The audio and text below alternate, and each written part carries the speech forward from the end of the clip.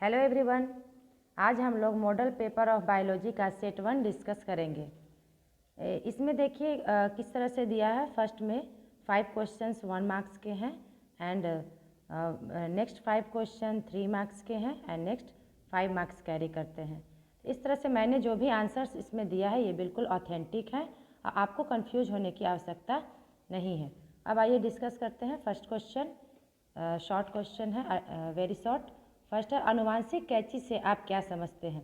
अनुवांशिक इंजीनियरिंग के अंतर्गत डीएनए को विशिष्ट स्थान पर काटने के लिए प्रतिबंधन एंजाइम का उपयोग किया जाता है जिसे अनुवांशिक या आणविक कैंची कहते हैं।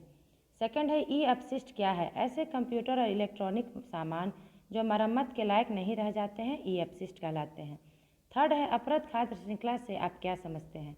यह मृत कार्बनिक सामग्री से प्रारंभ होती है जिसमें मुख्यतः कवक एवं बैक्टीरिया परपोषी जीव होते हैं जो अपरद खाद्य पदार्थों का खंडन कर ऊर्जा एवं पोषण प्राप्त करते हैं। नेक्स्ट है, स्ट्रेप्टोकाइनेज का क्या उपयोग है?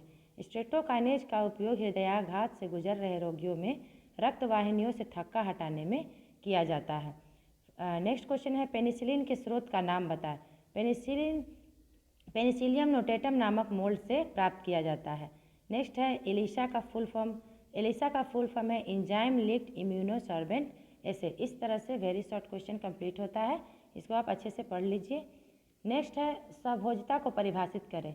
यह ऐसी पारस्परिक क्रिया है जिसमें एक जाति को लाभ होता है और दूसरी को न हानि होती है और न लाभ होता है। अब आते हैं हम शॉर्ट क्वेश्चन पे। फर्स्ट है, एक क्लोनिक संवाहक में किन गुणों की आवश्यकता होती है?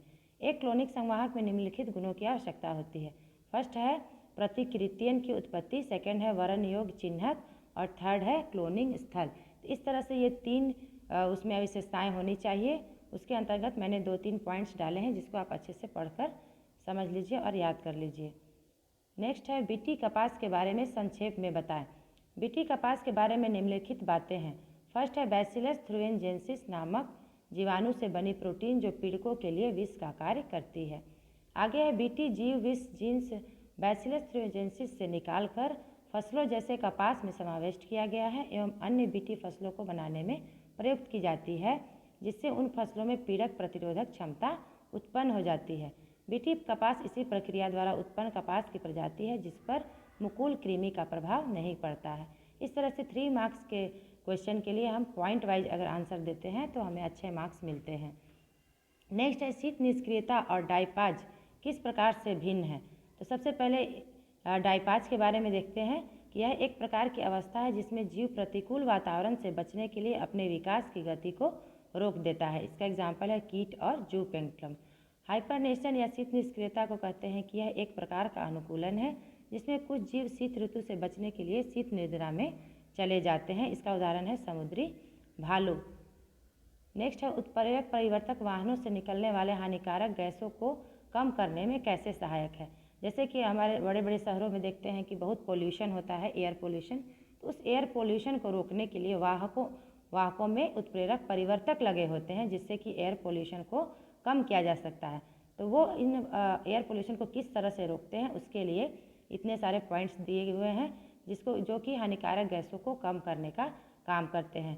जिसमें कि हम देखते हैं कि उत्प्रेरक परिवर्तक जो है वो पैलेडियम और प्लेटिनम और रेडियम जैसे कीमती धातु से बने होते हैं और ये क्या करते हैं कि कार्बन मोनोऑक्साइड तथा नाइट्रिक ऑक्साइड को कार्बन डाइऑक्साइड में बिना जले ही वो परिवर्तित कर देते हैं कार्बन डाइऑक्साइड और नाइट्रोजन गैस में, जिससे कि धुआं नहीं निकलता है। इस तरह से इतने पॉइंट्स 4 पॉइंट्स मैंने दिए हैं जिसको कि अच्छे से आप नोट कर लीजिए अपनी नोट कॉपी में। नेक्स्ट है, पारिस्थितिक अनुक्रम क्या है?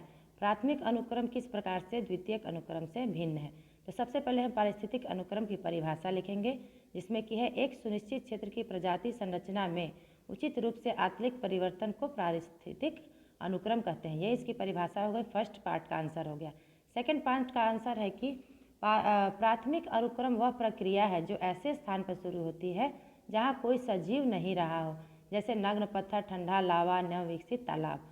और द्वितीयक अनुक्रम वैसे क्षेत्र में प्रारंभ होता है जहाँ सभी जीव किसी कारण से नष्ट हो गए हैं, जैसे जले या कटे वन, बाढ़ से प्रभावित जमीन और पूरी तरह से छोड़ी गई भूमि।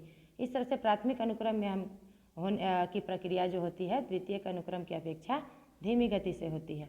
नेक्स्ट है, वहित मल उपचार क्या है? वहित मल उपचार के विभिन्न चरणों के बारे में संक्षेप में लिखें। तो वहित मल उपचार क्या है, सबसे पहले हम उसकी परिभाषा लिखेंगे। तो यहाँ से उसका आंसर है, सूक्ष्म जीवों द्वारा वहित मल संयंत्र में उपचार किया जाता है ताकि वह प्रदूषण मुक्त हो जाए। इस प्रक्रिया को वहित मल उपचार कहते हैं। अब ये 3 स्टेप में होता है। सबसे फर्स्ट स्टेप में प्राथमिक उपचार जिसको कहते हैं, जिसमें हम भौतिक रूप से जो भारी और हल्के जो कचरे हैं उसको हम अलग कर लेते हैं निस्यंदन और अवसादन विधि से। सेकेंड स्टेप में है द्वितीयक उपचार, इसमें हम वैज्ञानिक तरीके का यूज करते हैं और वायवीय बैक्टीरिया के माध्यम से जो भी उसमें अपशिष्ट पदार्थ हैं उसको अपघटित किया जाता है। थर्ड है तृतीयक उपचार, इसके अंतर्गत हम अवायवीय बैक्टीरिया को उत्पन्न करते हैं और वो अपशिष्ट पदार्थ को बंद टैंक में डाल देते हैं, जिसके कारण बायोगैस निकलती है जिसमें CH4 हाइड्रोजन सल्फाइड और CO2 उत्पन्न होता है। तो इस तरह से लाइन बाय लाइन आप इसे अपनी नोट कॉपी में नोट कर लीजिए। जैव नियंत्रण कारणों के बारे में उदाहरण के साथ वर्णन करें। जैव नियंत्रण कारण कहने का मतलब है कि जो कीटनाशक और पीड़कनाशक रासायनिक पदार्थ हम अपने खेतों में यूज करते हैं तो उसका कुछ न कुछ दुष्प्रभाव हमारे पेड़ पौधों और मिट्टियों में सभी पर पड़ता है। तो उस दुष्प्रभाव को रोकने के लिए जैविक विधियों के द्वारा किस तरह से हम पीड़कों को नष्ट कर सकते हैं वो इस क्वेश्चन में पूछ रहा है।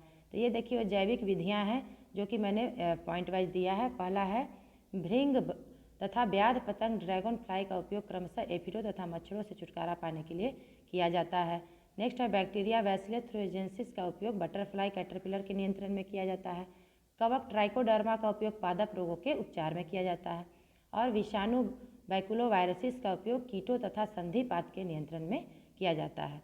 अब आइए लॉन्ग क्वेश्चन को देखते हैं, 5 मार्क्स के हैं। इसको भी हम अच्छे से स्टेप वाइज लिखेंगे। फर्स्ट है PCR की क्रियाविधि का वर्णन करें। तो PCR सबसे पहले PCR क्या है उसके बारे में देखिए लिखा हुआ है। PCR का अर्थ पॉलीमरेज चेन रिएक्शन है। एक सिंगल DNA से बहुत से DNA कॉपी बनाने का कार्य PCR के द्वारा किया जाता है। इसकी खोज कैरी मुलिस ने सन 1985 में की थी। इसके चरण निम्नलिखित है। पहला है डीनेचुरेशन। इसके अंतर्गत PCR मशीन में उस जीन को डालते हैं जिसकी कॉपी तैयार करनी होती है एवं प्राइमर को मशीन के अंदर बड़ी मात्रा में डालते हैं। इस मिश्रण को उच्च ताप पर 98 डिग्री सेल्सियस तक गर्म किया जाता है जिससे जीन या DNA के दोनों स्ट्रैंड अलग हो जाते हैं। जैसा कि फिगर में हमने दिखाया है कि दोनों स्ट्रैंड देखिए अलग हो गए हैं। अब प्राइमर का एनीलिंग करते हैं। सबसे पहले इसको मिश्रण को 60 डिग्री तक ठंडा करते हैं। सामान्यतः ठंडा करने पर DNA के दोनों स्ट्रैंड पुनः युग्मित होकर DNA अणु बना लेते हैं, किंतु माध्यम में प्राइमर की अधिक मात्रा होने के कारण DNA के कुछ पॉलीन्यूक्लियोटाइड स्ट्रैंड अनुपूरक प्राइमर के साथ क्षार युगल बना लेते हैं। जैसा कि फिगर में दिखाया कि प्राइमर देखिए टेम्पलेट DNA से आकर जुड़ गए हैं और इस तरह से ये प्रक्रिया सेकेंड स्टेप कंप्लीट होता है। थर्ड है उपक्रामक का विस्तार। अब प्राइमर उपयुक्त घोल में थर्मोस्टेबल टैक पॉलीमरेज इंजाइम तथा चारों प्रकार के डीऑक्सीराइबोन्यूक्लियोटाइड्स के ट्राइफॉस्फेट अणुओं को मिलाया जाता है। डिनोमिक DNA दोनों को टेम्पलेट की तरह उपयोग में लाकर DNA पॉलीमरेज एंजाइम उपक्रामक पर पूरक न्यूक्लियोटाइड को जोड़ते जाते हैं। इस प्रक्रिया को उपक्रामक का विस्तार कहते हैं। अब देखिए उपक्रामक जो है वो लंबा हो गया है और DNA स्ट्रैंड की तरह दिखाई पड़ रहा है और ये देखिए इस प्रक्रिया को हम 30 साइकिल चलाते हैं और उसके बाद ये इतनी सारी हमको DNA की कॉपी प्राप्त होती है। तो PCR हम समझ सकते हैं इसको कि as a photo copy machine की तरह होता है, जिसमें हम कि एक नमूना से हम बहुत सारे नमूने तैयार कर सकते हैं। तो उसमें हम DNA का नमूना तैयार करते हैं PCR मशीन के द्वारा। देखिए 1 बिलियन बार DNA हमें प्राप्त होता है। अब DNA पुनर्योजक प्रौद्योगिकी के द्वारा इंसुलिन का निर्माण कैसे किया जाता है। DNA पुनर्योजक प्रौद्योगिकी द्वारा इंसुलिन के निर्माण के लिए मानव जीन को जीवाणु के DNA में भेजकर हार्मोन का उत्पादन किया जाता है। इसके निम्नलिखित चरण है। सर्वप्रथम मानव कोशिका से इंसुलिन जीन को अलग किया जाता है प्रतिबंधन एंजाइम की सहायता से तथा बैक्टीरिया से प्लाज्मिड को भी अलग किया जाता है प्रतिबंधन एंजाइम की सहायता से। इसके बाद प्लाज्मिड DNA को काटकर हटा दिया जाता है। इस तरह से देखिए यहाँ पे फिगर में देखिए, फिगर से अच्छे से समझ लेंगे इसको कि मानव कोशिका है। मानव कोशिका से सबसे पहले मैंने इंसुलिन को निकाल लिया, फिर उसके बाद यहाँ देखिए जीवाणु है, जीवाणु से प्लाज्मिड को अलग किया गया है। अब ये प्लाज्मिड में इंसुलिन जीन को लगा दिया जाता है, यहाँ से प्लाज्मिड से काटकर और इंसुलिन जीन को लगा दिए, जिससे कि ये प्लाज्मिड रिकम्बिनेंट प्लाज्मिड बनकर तैयार हो जाता है। अब रिकम्बिनेंट प्लाज्मिड को हम फिर से परपोषी बैक्टीरिया में ट्रांसफ़र करते हैं, जिसके लिए बहुत सारे मेथड्स हैं जो मैंने इसमें नोट्स में लिख के दिया है। इसको पूरा एक एक लाइन को ध्यान से पढ़ लीजिए और उसको नोट कॉपी में नोट कर लीजिए। इस तरह से जो बैक्टीरिया तैयार होता है उसको ट्रांसजेनिक बैक्टीरिया कहते हैं। अब ये ट्रांसजेनिक बैक्टीरिया क्या करता है कि ये इंसुलिन का जीन बनाना शुरू करता है। इंसुलिन का जीन देखिए कल्चर में दिखाई पड़ रहा है, तो हमें इससे भारी मात्रा में इंसुलिन का जीन प्राप्त होता है और ये जीन फिर से इंसुलिन का फॉर्मेशन शुरू करता है और हमें भारी मात्रा में इंसुलिन प्राप्त हो जाता है और इसे हम निष्कासित कर लेते हैं। तो इस तरह से इस फिगर के माध्यम से हम इस क्वेश्चन को पॉइंट वाइज एक्सप्लेन करेंगे, जिससे कि अच्छे मार्क्स हमें मिलेंगे। नेक्स्ट क्वेश्चन है, एक चित्र के माध्यम से फास्फोरस चक्र के बारे में बताएं।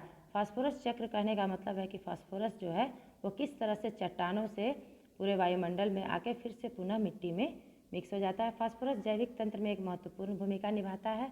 Phosphorus nucleic acid phospholipid ATP ADP का एक संरचनात्मक अंश है। सेकेंड पॉइंट है, फास्फोरस के मुख्य स्रोत चट्टानों, प्राणियों के कवच, अस्थियां एवं दांत हैं।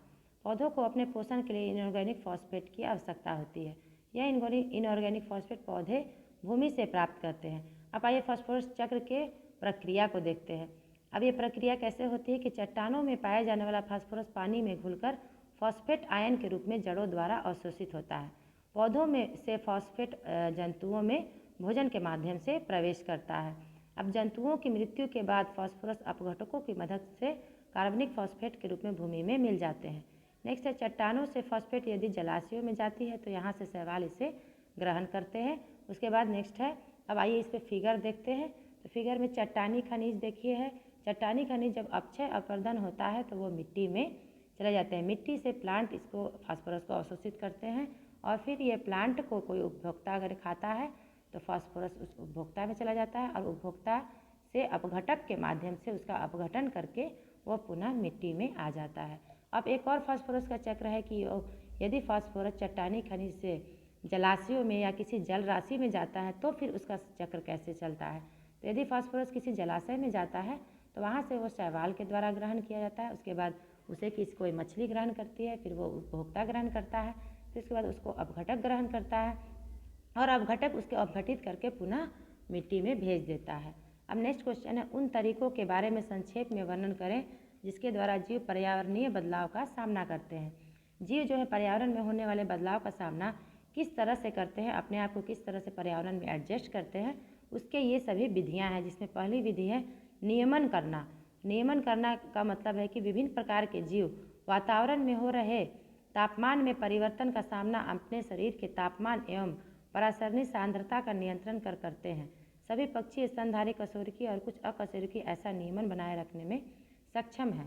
तो इस तरह से इसके बारे में मैंने इतना सारे पॉइंट्स दिए हैं जो बहुत इंपॉर्टेंट है, उसको आप नोट कर लीजिए। नेक्स्ट है संरूपण रखना। कुछ जीव ऐसे होते हैं जो वातावरण के साथ अपना टेम्परेचर को है जो मेंटेन नहीं कर पाते, उनका टेम्परेचर वातावरण के साथ ही संरूपित हो जाता है। जैसे अगर बाहर ठंडा है तो उनका बॉडी भी ठंडा हो जाता है, बाहर गर्मी है तो वो भी उनका बॉडी भी गर्म हो जाता है, वो नियमन नहीं कर पाते, तो उसके अंतर्गत ये जीव आते हैं। नेक्स्ट है प्रवास करना। तो ये ज़्यादातर पक्षियों में देखा जाता है कि जहाँ पे अनुकूल वातावरण यदि नहीं है तो पक्षी अनुकूल वातावरण की खोज में कहीं और चले जाते हैं और उस तरह से वो अपने आप को एडजस्ट करते हैं इन्वायरमेंट में। तो ये हो गया प्रवास करना। इसके अंतर्गत इतने इंपॉर्टेंट पॉइंट्स मैंने दिए हैं जिसको कि लाइन बाय लाइन आप याद कर लीजिए। नेक्स्ट है निलंबित करना। जीवाणुओं, कवकों और निम्न पादपों में विभिन्न प्रकार के मोटी भित्ति वाले बीजाणु बन जाते हैं जिससे उन्हें प्रतिकूल परिस्थिति में जीवित बचे रहने में सहायता मिलती है। तो इस तरह से ये अपने पर्यावरण के साथ एडजस्ट करते हैं। अगला क्वेश्चन है ओजोन अवक्षय क्या है, यह कैसे होता है तथा इसके हानिकारक प्रभाव क्या है। तो सबसे पहले ये एक एक करके हम आंसर देंगे। सबसे पहले ओजोन अवक्षय क्या है। जिस तरह से क्वेश्चन पूछा जाता है, यदि 3 स्टेप में क्वेश्चन है तो उसका आंसर भी 3 स्टेप में ही मिलना चाहिए। तो ओजोन अवक्षय क्या है उसका पहले आंसर देंगे। वायुमंडल में पृथ्वी की सतह से क्लोरोफ्लोरोकार्बन के अधिक निकास के कारण ओजोन परत पतली हो जाती है जो सूर्य से निकलने वाली हानिकारक पर्यावरणीय किरणों को नहीं रोक पाती। इस संपूर्ण प्रक्रिया को ओजोन अवक्षय कहते हैं। अब ओजोन अवक्षय के कारण क्या है, तो ये कारण मैंने दिया है इसमें कि क्लोरोफ्लोरोकार्बन के कारण ओजोन का अवक्षय होता है। तो ये किस तरह से इसका समीकरण है कि कैसे क्लोरीन मूलक जो निकलता है क्लोरोफ्लोरोकार्बन से और क्लोरीन मूलक ओजोन को, देखिए यहाँ रिएक्शन में दिखाया गया है कि ओजोन को किस तरह से तोड़ देता है। तो ये रिएक्शन है जो अच्छे से इसको पढ़कर समझ लीजिए और याद कर लीजिए। अब हानिकारक प्रभाव। ओजोन अवक्षय के कारण पराबैंगनी किरणें जीवों में त्वचा संबंधी कई रोग उत्पन्न करते हैं। पराबैंगनी किरणों के कारण मोतियाबिंद, सनबर्न, कई पादप प्लवकों की मृत्यु, मत्स्य उत्पादन की क्षति इत्यादि होती है। नेक्स्ट है, यह जीवों के शरीर में प्रोटीन तथा डीएनए रासायनिक संगठन में परिवर्तन उत्पन्न करता है, जिसके कारण हानिकारक उत्परिवर्तन होते हैं। इससे पत्तियों के रंध्रों में से जल का वाष्पीकरण भी बढ़ जाता है, जिससे मिट्टी की नमी कम हो जाती है। तो ये सभी हानिकारक प्रभाव हैं ओजोन के। तो इस तरह से आप सारे क्वेश्चन के आंसर अच्छे से पढ़ के एक एक लाइन को लिख लीजिए, नोट्स बना लीजिए और उसको याद कर लीजिए। इस तरह से आपका सेट 1 कंप्लीट होता है और बेस्ट ऑफ लक।